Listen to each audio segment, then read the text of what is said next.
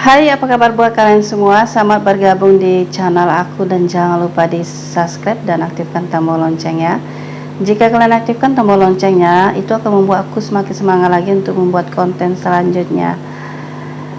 Dan apa kabar buat kalian? Semoga kalian dalam keadaan sehat. Nah, kali ini aku tuh akan nge-share mengenai alasan seorang wanita itu sulit untuk mencapai orgasme.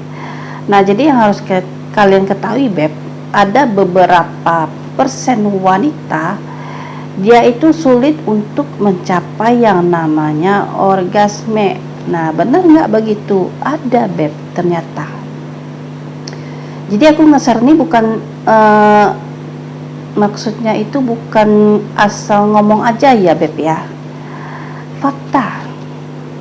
Agak bingung kan ya? Mungkin kalian lihatnya fakta, Beb, nggak usah jauh-jauh deh ya. Ada teman aku sendiri ya,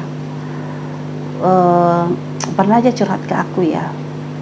Jadi aku agak heran gitu, Beb, kenapa kok bisa begitu gitu ya.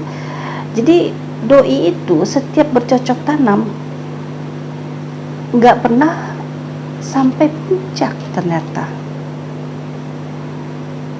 Nah, agak bingung kan ya. Nah, jadi ternyata ada, Beb, seorang wanita sulit untuk mencapai yang namanya orgasme. Ada beberapa persen. Nah, kalian kan pengen tahu kenapa kok bisa begitu, apa sih penyebabnya. Nah, yang pertama itu penyebabnya tuh gini, Beb. Seseorang itu dia mempunyai beban hidup, atau bukan beban hidup ya, pikiran deh ya. Pikirannya banyak ya, namanya kita manusia pasti berpikir lah, Beb ya, semua kita pikirin gitu. Tetapi ada beberapa persen orang dia dalam berpikir itu terlalu dipikirin kali gitu, semua itu dipikirin sampai dia stres. Nah, jadi seseorang itu kalau beban pikirannya banyak, dia gampang stres. Nah, itu adalah salah satu dia susah untuk mencapai namanya orgasme. Jadi jangan sampai deh, kalau kalian pengen tetap selalu sampai ke puncak stres itu, buang jauh-jauh deh ya. Ya, yang namanya beban pikiran, mikir tuh pasti, tapi jangan terlalu berlebihan.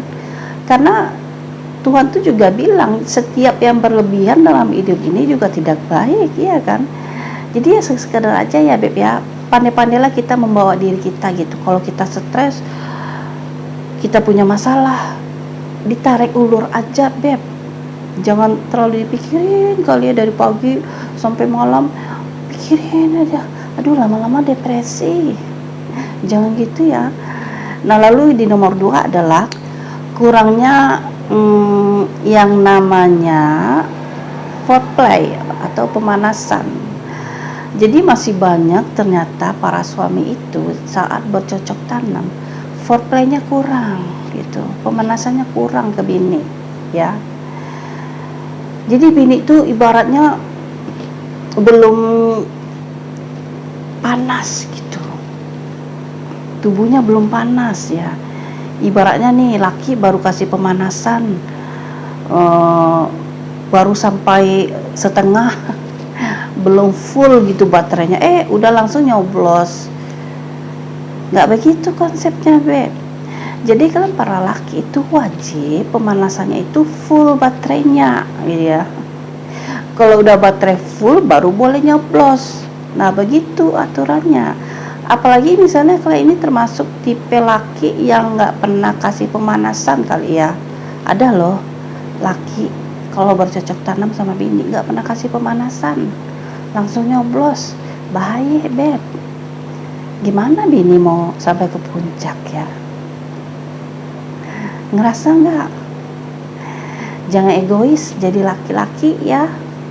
Bini itu ya butuh juga, Beb, untuk nyampe. Jangan enak di situ aja ya.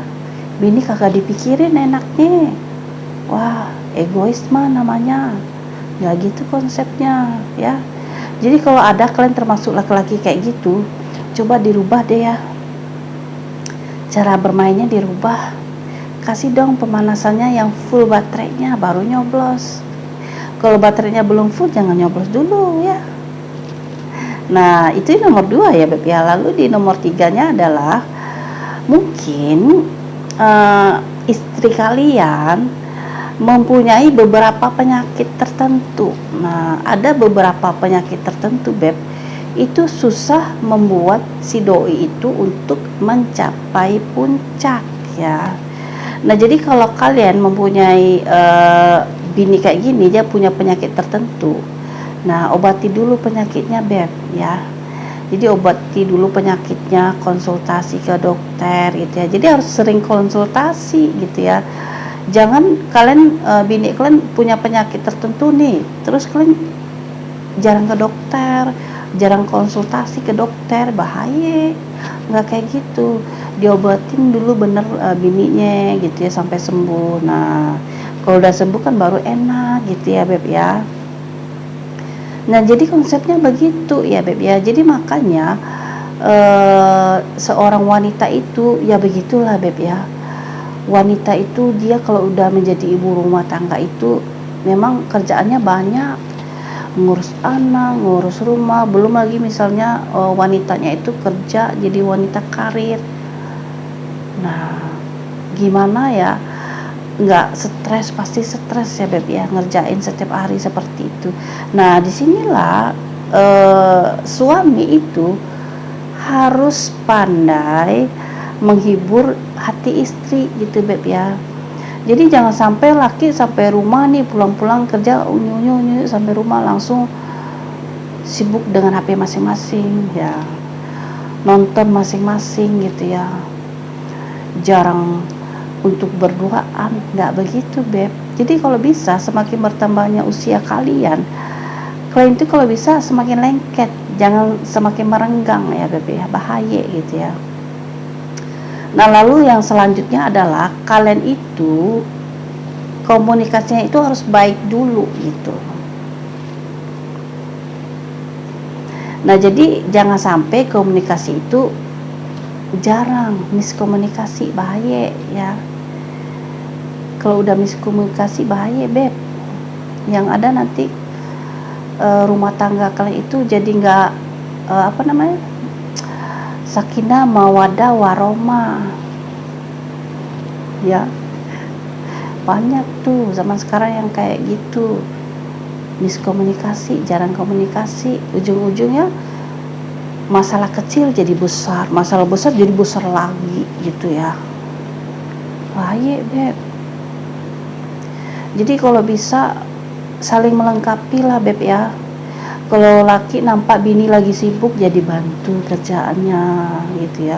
Bini juga gitu, kalau nampak lakinya gitu ya lagi sibuk, lagi wajahnya lagi gimana, lagi sendu, lagi ngelamun, ditanya ada apa bang gitu ya, ada yang bisa dibantu atau dihibur lakinya gitu ya, biar kembali ceria, biar lagi tersenyum, me time berdua deh gitu ya, penting Beb.